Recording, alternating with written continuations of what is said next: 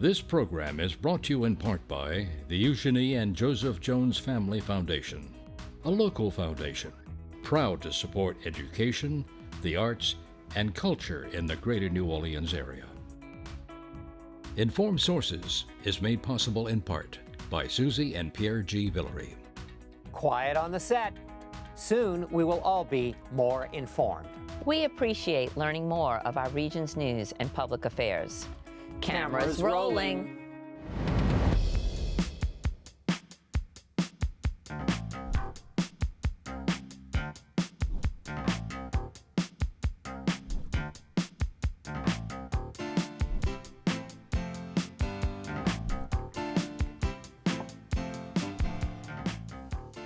Hello, Marcia Kavanaugh. Thanks so much for joining us. This week, the U.S. Supreme Court upheld the boundaries drawn to create a second black majority congressional district in Louisiana for this fall's election.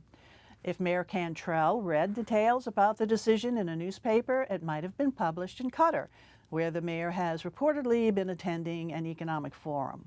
Meanwhile, back at home, the local newspaper has been reporting on her extensive travels.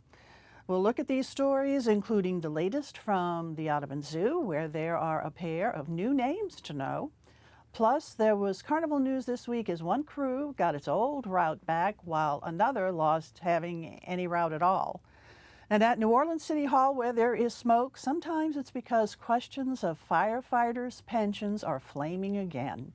Joining us are tonight's Informed Sources, Errol, Laborde, producer of Informed Sources, Ben Meyer, staff writer, the Times-Picayune, the New Orleans Advocate, Don Ostrom, Channel 12's Future Watch reporter, and Kevin McGill, reporter, the Associated Press. We go over to Ben first because, well, where is the mayor tonight? Well, we can't say for sure because the administration won't give us the exact travel dates, but she's likely traveling back from Qatar, where she's been attending an economic forum for the last week or so. Mm-hmm. And we found out about that trip to Qatar when, she was on her way over there? Or? Well, they just told us that she was going to go, and then we deduced when the dates of the conference was and assumed that's where she was going to be. They, again, don't provide the exact dates. So we really don't know exactly. I mean, was she presenting? Was she on a panel? Was she involved other than as an attendee? Not that we know of. The press release announcing that she was going said that she would be meeting with the ambassador and participating in, quote, various meetings. And wasn't really clear beyond that what exactly she was intending to accomplish while there. Well, I mean, this is yet another trip that the mayor's taken. Now, it's not unusual. Mayors in the past, I mean, totally unusual. Mayors in the past certainly have traveled. But you guys have been taking a close look at her travel schedule and also the fact that we really don't know where she's going or why or necessarily when. Right. It's certainly normal for a mayor to crisscross the United States from time to time and maybe take an international trip when needed. But lately, the frequency, even by her standards, which were already pretty frequent, has picked up. I mean, she's been traveling almost continuously since April 24th. This is now her fourth trip in that time. Notably, one of those trips wasn't even announced. She got back from Montreal, France a couple of weeks ago and then turned around and went to Nantucket for 5 days, didn't announce it, and we only know it because it's on her official schedule. Did she come back to New Orleans after Nantucket, or did she go to Qatar directly from Nantucket? She came back to New Orleans for a couple of days and then took off to Qatar. But didn't you all figure out what percentage of her term so far this is that she's been traveling? Since the beginning of 2003, so the last 18 months, it's been almost exactly 20% of all days. That's all calendar days. Yeah, that's how much she's gone. Since 23? Since the beginning of 2023, last 18 months, essentially. Okay. Yeah. So, with all of this travel, there had been travel, what was it now? I think last summer, was it, when she went to France? And there was issues about her upgrading to first class, and then so this all kind of blew pay up. money back. Is she still? Are the taxpayers paying for all of these trips? So this all kind of blew up in the summer of 2022 when she took a series of international trips, which was sort of caused some head scratching to begin with. And then it came out that she was charging taxpayers for flight upgrades to first class, which was against city policy. That put her chief administrative officer in an awkward position of having to ask her to pay that back. She relented and paid it back. The price of the actual upgrades. Since then, and it was about $30,000. We don't know, we're seeking records currently, but we don't know at this time exactly how much taxpayers have paid for both, not just herself, but her staff that goes and her security team. Our colleagues at the Gambit took a look at, I think it was 6 different trips over the fall and spring, and found that the total was about $130,000 for everybody, but the city paid about $80,000 of that, because sometimes the sponsors of these events will cover her airfare and lodging. Generally, who does she go with? I mean, does she have a large entourage with her? Do we know? It kind of depends. You know, when she was in France in September, she had her communications director. A bunch of people were there. Looked like they were all having a good time. I remember the communications director posted some photos on social media. She had to cut that one short because we were also in the middle of a crisis when there was salt water protruding up the Mississippi River and threatening her drinking water supply. The governor called a press conference and she flew back for that. Yeah, I remember some of the mayors, like in the 60s, like Shep Morrison and Vic Skiro. They traveled a lot, but they traveled to South America. And that was back when New Orleans was trying to build itself up as the gateway to the Americas. And it seems that, I mean, if you're going to travel internationally and you're in New Orleans, that South America is almost a natural place to be going. I mean, more so than Qatar. I mean, and so there is precedent for mayors traveling a lot, but I guess it is where they're going, how relevant it is, and is there somebody else in their staff that should send instead? I mean, to that end, you know, the mayor will emphasize that she's, you know, strengthening cultural ties on some of these trips with like sister city agreements, a couple of trips to France for that.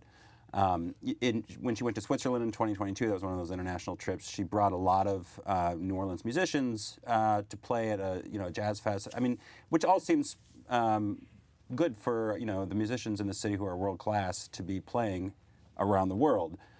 Why the mayor needs to be joining them on every single one of those trips is another question. Okay, well, I guess we will find out. You're going to keep up with this and let us know when she got back and what it cost? Yep. Okay, all right, Ben, thanks a lot. All right, Kevin, over to you, because it's on again, off again, on again, off again, it seems now. It seems like now our new map, Congressional District Map, is on again for the fall. People can start trying to figure out if they've been changed, where their district is, who they need to vote for, because we do have a map in place, or we will, for the fall elections for the congressional districts. It's first of all, what happened was Wednesday evening, the Supreme Court stayed a lower court ruling that would have thrown it back into chaos again with the court, or the legislature pretty much said we can't do this in time for the fall elections. The district court that had ruled against the latest map said they'd scheduled hearings and they were gathering information. They said they could do it by June 4th. The state was insisting they needed a map in place by this past Wednesday. The Supreme Court Wednesday evening stayed the lower court ruling, and the bottom line is there's a new 6th district. It stretches from Shreveport down through Alexandria area, touches into Acadiana and southeast Louisiana to link pockets of black population to create a second majority black district. It's a monumental change because the 6th district has been a reliable Republican district for half a century. It was Bill Cassidy's district before Garrett Graves ran for it. Edwin Edwards, as you might recall, tried to revive his political career after getting out of prison by running in that district, and he was soundly beaten by Graves, who hasn't had much problem until he backed an opponent of Jeff Landry in last year's governor's race, and that plays into all of this too. Recapping a story with a lot of moving parts, a district judge had said Louisiana's current map only had one black majority district. The state is 1/3 black. They'd made a good case that the black population was distributed among too many districts. We needed a second black district. Jeff Landry, after the opponents of that ruling lost in the courts, Jeff Landry said we need to draw our own district. And it was kind of drawn on his terms. And that's why instead of some of the suggested maps, which would have concentrated black population in northeast Louisiana down into the Florida parishes and Baton Rouge area, we have this rather odd-looking map that goes from Shreveport to Baton Rouge and Lafayette. So it's a win-win for Landry. He either lost and the state kept 5 Republican members of Congress, or he wins and he gets the map he wanted with one of his political opponents arguably muscled out. And Garrett Graves, who's the guy out, said that today that he's going to run, regardless. But he says he doesn't know which district he's going to run in. We may recall that Clay Higgins in I think it's the 3rd district didn't live in his district when he first ran there. And a congressman does not need to live in a district to run. You can run anywhere you want to. So I think it's a fairly safe bet. I think it's a fairly safe bet that Garrett Graves is not going to challenge the Speaker of the House. Probably not the majority leader, although there have been some reports that there's bad blood between them. I guess that leaves either Higgins, who's won handily every time he's run the last few times, or the newest member of the delegation, Julia Letlow in Northeast Louisiana, who was protected in the current map, and I believe she's a member of the House Appropriations Committee, which gives her a little bit of credibility in saying she should survive. So we just have to see what happens. And then there's beyond this year and see what happens. That's my question to you. I mean, is this now our map? Is that what the U.S. Supreme Court said? Is, okay, Louisiana, this is going to be your map or not? And that's not clear yet. There had been these judges in western Louisiana who ruled against this map. That ruling was stayed Wednesday night, and it was a very simple order. We're staying the order, and it was open-ended. We don't know yet what the Supreme Court might do, although they have been supportive, despite the conservative leanings, have been supportive of other states having to create another majority black district. They've been more supportive of a section of the Voting Rights Act that a lot of people thought they might obliterate than people expected. This map is oddly shaped, but there's not really any reason to believe at this point that they're going to go back on that type of ruling. Also, are the opponents who've already lost at this point, they say they're going to keep fighting, but do they really have the appetite to fight this battle and try and get another map? You know, it was about a year ago when Congress had that major budget problem, redoing it, and Kevin McCarthy was the Speaker of the House, and Garrett Graves was his guy, okay? He had Garrett Graves actually working on this project, and when the final thing came in, up front was Garrett Graves, and so it looked like this congressman from Louisiana was a real rising star a year ago. Yeah, and now he's the fallen star. And the fact that Jeff Landry backed a second black congressional district and seems to be behind the idea of muscling Graves out kind of is to the consternation of a lot of Republicans, because this means that the House is very narrowly divided between Democrats and Republicans right now. And this is no guarantee. First of all, there's no absolute guarantee we're going to have 2 Democratic congressmen. People have to get their votes out.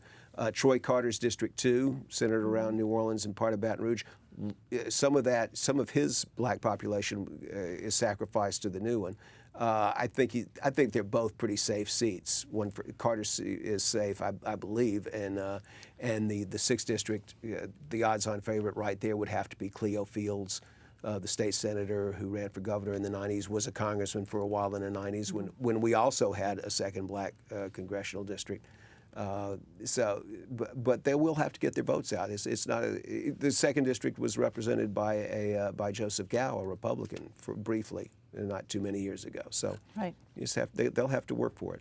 Okay, so this is the map we're going to go to the polls on this fall to select a congressman, but it's not a given at this point in time that this will be the remaining map beyond that. Neither way will surprise me. I have a feeling this map's going to be around for a while, though. Okay, all right, Kevin, thanks a lot. All right, Don, over to you for some fun news. We have new little critters over there at the Audubon Zoo with new little names. We have new critters at the zoo, new critters at the aquarium, and new activities back open again. So I'll start in the reverse.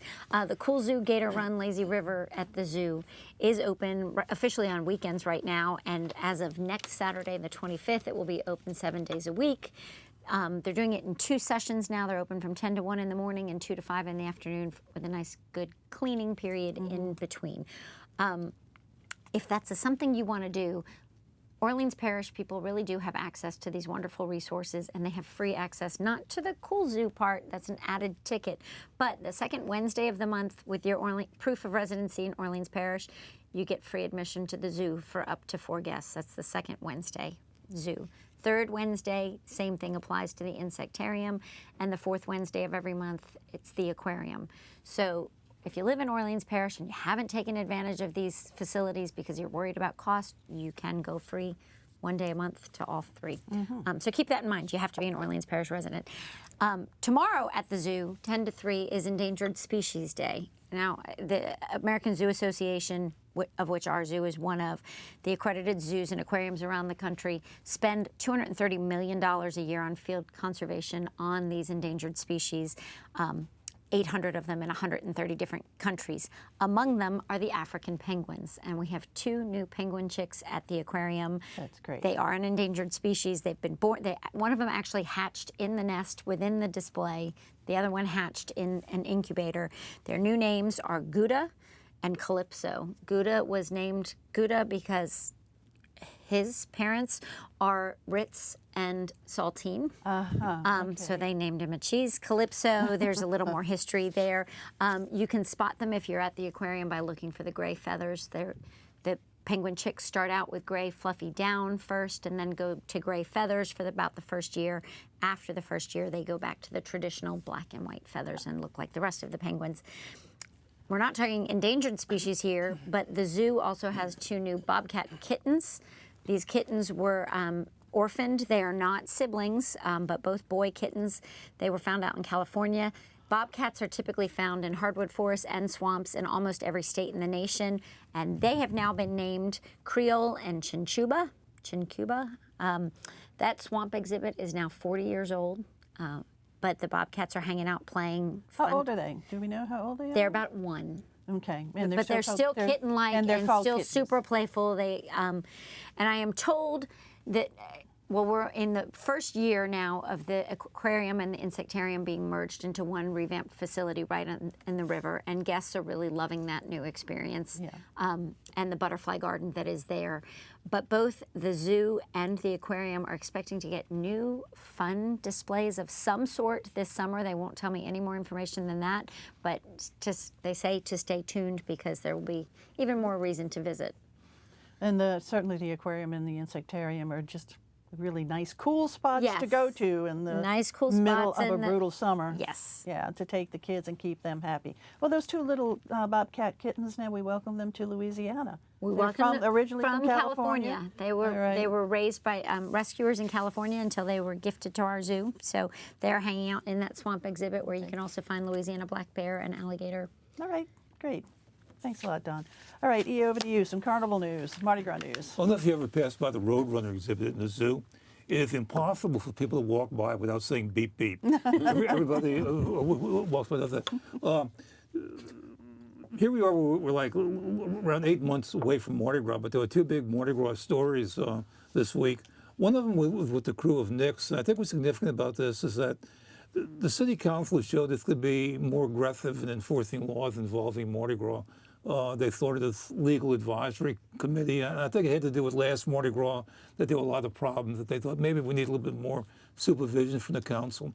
And one thing they dealt with the crew of Nix. Now, I don't know, there have been many crews that have started. I mean, the graveyard of fallen Mardi Gras crews is pretty full, but I don't remember one actually being kicked out. Okay, I mean, a lot of them, they just went away, didn't have money or anything, but if the council said to the crew of Nix, no, no more parades. There have been several issues, some, I guess, sort of political issues, but the issues that we use, and last year they paraded, but they didn't have enough floats. There's an ordinance about how many floats you're supposed to have, and you're supposed to really have a presentation for a parade. There is something in the New Orleans Carnival ordinance, which I respect, that you can't sell riderships on floats. That would really kind of commercialize. And we've always tried to keep Mardi Gras non-commercial. And apparently in Nix that someone was throwing out these little cards which could use as a QR code. You go to the QR code and have like a thing about getting membership in Nix. And they said, you can't do this. Now, that kind of thing, not with QR codes, but like things on websites, like, has kind of been done in the past, and people have kind of looked around a little bit. I mean, nothing really blatant. But I think about this. I think Nick's had a little bit of bad blood a few years ago. It declared itself to be a super crew. I've written a lot about Mardi Gras and super crews. There's no one definition, but Nick's is not one of them. I mean, Bacchus and Endymion and Orpheus, it's not just the number of riders that you have, it's the size of floats Because they you really have. did have a large number of riders, didn't they, at one point? They had a lot of, and based on that, they said we're a super crew. Okay, but there's more to it. There's the quality of the parade you have, the type of floats you have. They got into the 3,000 mark one year, and in this past year they have like 500. And so drop off. it really has dropped. There's been some social issues and all kinds of things, and so they took away the permit. And so it paraded on that Wednesday night of Mardi Gras. I think there's a little bit of relief because there is some feeling, certainly in the police community, you got to take a little bit of the pressure off. There are a lot of parades out there now, especially the big ones. And Nick's had an incident a couple of years ago. Twice that happened at Mardi Gras that someone got killed by the crush of the floats. They have all these big tandem Yeah, floats. but not twice with Nick's. Yeah, But once yeah. with Nick's. And so I think people feel that we need to make this kind of lighten it a little bit. And so all those things kicked in, and so they took away the permit. That still leaves a parade that Wednesday night, the crew of Druids. J.P. Morrell, the council member at large, who's been the most active on all this, has said that he'd love to see that night empty. Yeah. And then if that's the case, they may need to move Druids around. But it does show the council getting a little bit more active on this. And then Endymion. Okay, yeah, the other big news is Endymion. Endymion's been bounced around the last few years because of various circumstances with the on the trout.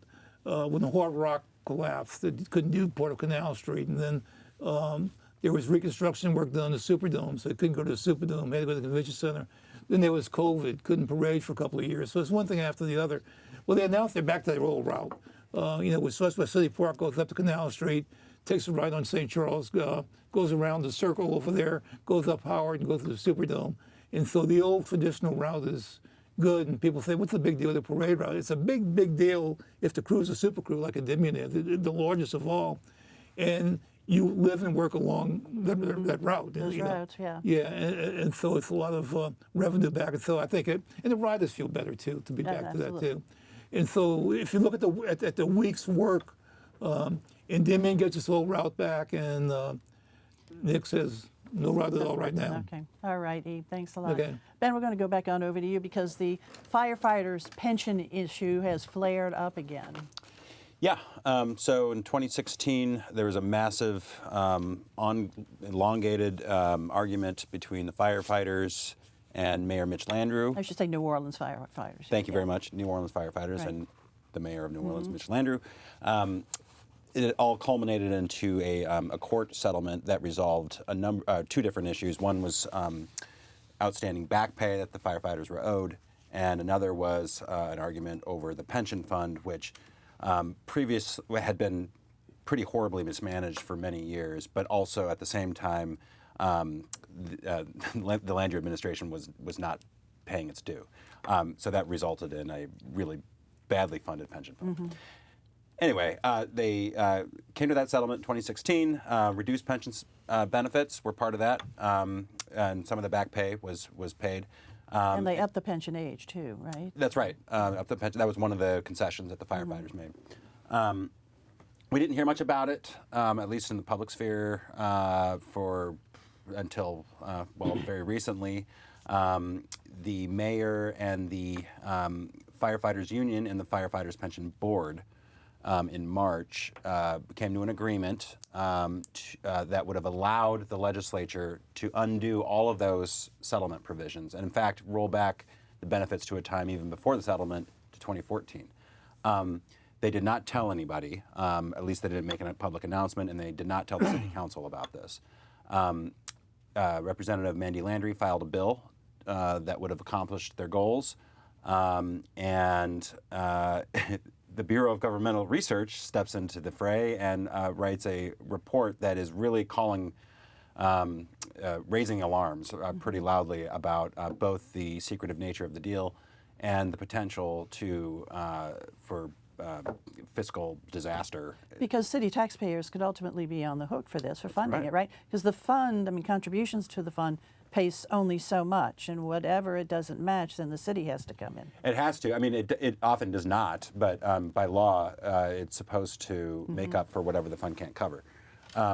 Interestingly, we don't really know, or we don't have a good estimate of what rolling those benefits back would do.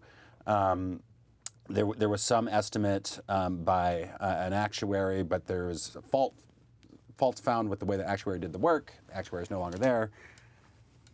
Point being, that kind of study is still to come. Well, is the fund stable? I mean, does it, how is it doing right now? Not well. It's funded at about 11.5%, which is the worst funded public pension in the country. Yeah, so that's a concern, particularly for huge concern. Particularly for firefighters and should note real quick that the bill did not. Mandy Landry pulled the bill. Yeah. It'll probably come back next year.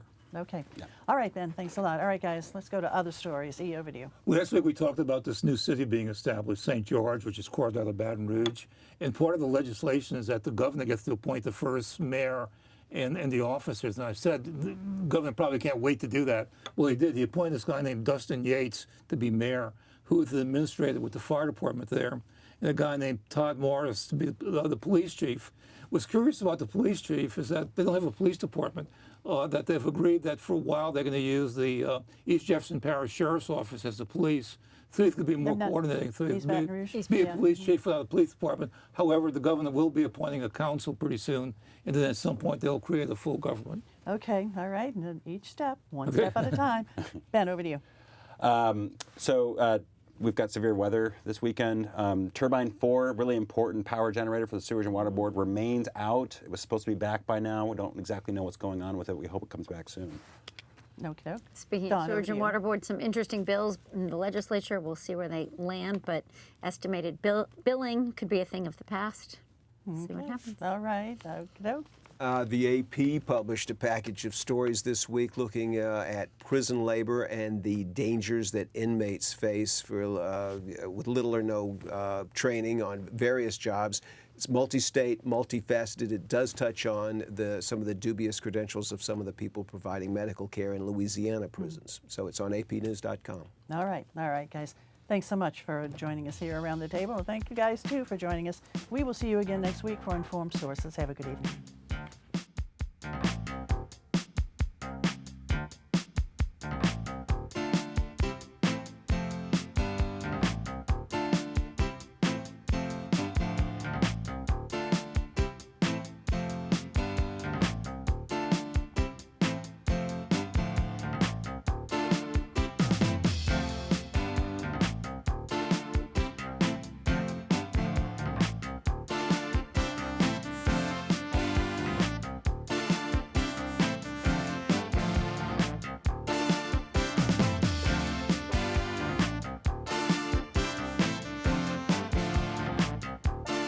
Informed Sources is made possible in part by Susie and Pierre G. Villery. Public television is our passion. With so much content that WYES broadcasts and presents online, we are quite entertained and highly informed. Please join us in supporting WYES. This program is brought to you in part by the Eugenie and Joseph Jones Family Foundation, a local foundation proud to support education, the arts, and culture in the greater New Orleans area.